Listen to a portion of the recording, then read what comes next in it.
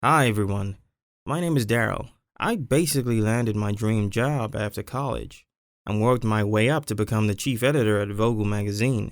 My life now is luxurious and exciting, filled with constant partying and mingling with top celebrities.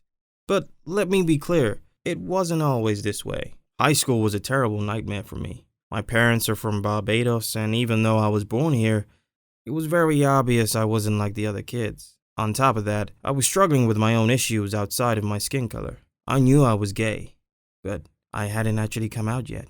This, of course, made me the main victim of the school bully, Sid. He would embarrass me and harass me in front of everyone. It got so bad that I even had to take a month off from school to recover from the trauma. But you won't believe that 10 years later, my school bully asked me out on a date. And you'll have an even harder time believing what I told him. Picture me, Daryl, at 15 years old. I was a bit on the skinny side, shy, and spent a lot of time reading in the library by myself. It was the first day of sophomore year, and I didn't know what to expect. When I got to math class, there were no seats left except next to Sid. Crap, he looked mean, too. He had a shaved head, braces, and thick arched eyebrows that made him look angry all the time. I took the seat next to him, and when I sat down, he laughed at me and said, "Daryl is such a fruitcake. He kisses guys." And he got the whole class laughing, and everyone started chanting, "Fruitcake!" I ran out of the room crying. The next day, I arrived at class again, determined not to let him win. We were halfway through the class when the teacher called on Sid to answer a question on the board. He stuttered, his face flushed red, and for one split second, I felt bad, so I whispered the answer to him. I thought we had made a connection, but boy, was I wrong. After school, I saw him and his friends waiting for me by the trash cans. I tried to avoid eye contact, but Sid ran up to me and started taunting me. He then looked at me and said, "What, you think I'm dumb? I don't need your help in class, you faggot." His friends laughed and they grabbed my backpack. All my books, homework, and money spilled out.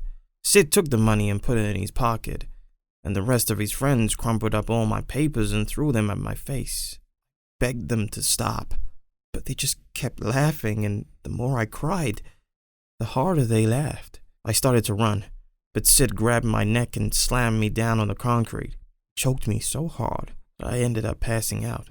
Luckily, my neighbor was passing by, but they ran off before he could catch them.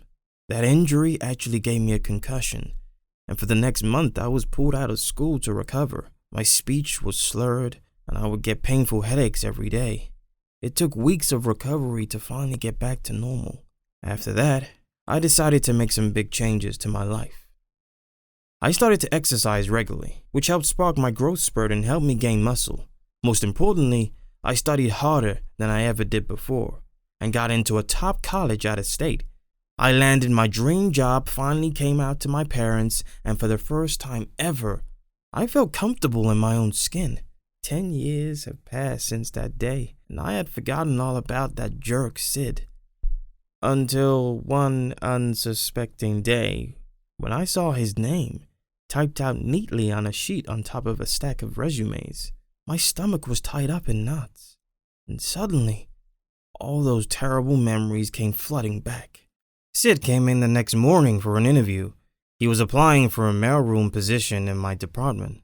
He looked the same.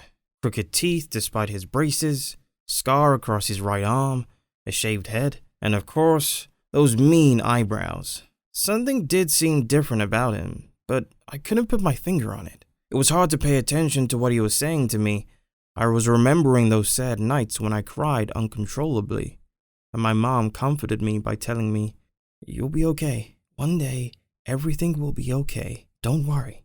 I snapped back to reality, and Sid looked at me and said, "Hey, even if I don't get the job, can I maybe take you out for a drink?" I was in absolute shock. He must not have remembered me at all.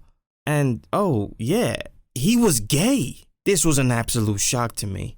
I mean, I could understand why he wouldn't recognize me. I looked different, and I used a different name at work. But the thing I couldn't believe was that Sid was gay. Maybe that's why he made fun of me so much. Did he see a part of himself that he hated in me? For some reason, I said, "Yes, I had no interest in him, but I was curious. I wanted to know whether he really did not remember how he tormented me throughout high school, and if he did remember, how did he have the nerve to ask me out? I met him at a bar. He was full of compliments. We made conversation about school, his hobbies, and his family. He did not mention anything about high school. I decided not to bring up that topic. Anyway, I thought to myself, it was going to be the last time I saw him. I was happy with my new life now, and all that pain was in the past. The next day, my phone was abuzz with his flirty messages. I did not reply, and another message came after a few hours. You know, I had a lot of fun last night. I really hope I can see you again. Suddenly, I felt the bitterness of my high school days rush over me. I grew angry and felt the need for revenge. And so, I started plotting. He asked to meet at a hip cafe downtown. I decided that I was going to confront him about that day he left me there passed out on the sidewalk, how he was a useless loser, and to top it off, tell him he would never get the job. Then I would storm out, leaving him there humiliated in public. I had it all planned out. We made some small talk, but unexpectedly, he started talking about his parents. He told me about his stepfather growing up. His stepfather was mean and abusive, often lashing out at him, and when he came out as gay, his dad struck him so hard, he had a permanent scar across his arm.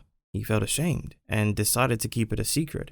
His mother wasn't really present while this was happening, so when he was at school, he took out all his anger and rage. He then admitted something that changed my whole revenge plan. He started tearing up, and soon he was full-on sobbing in the cafe. He told me he felt so guilty for taking out his anger on his classmates in high school and for being a terrible bully. He wished he could change the choices he made when he was a teenager, but he had to live with his poor choices forever.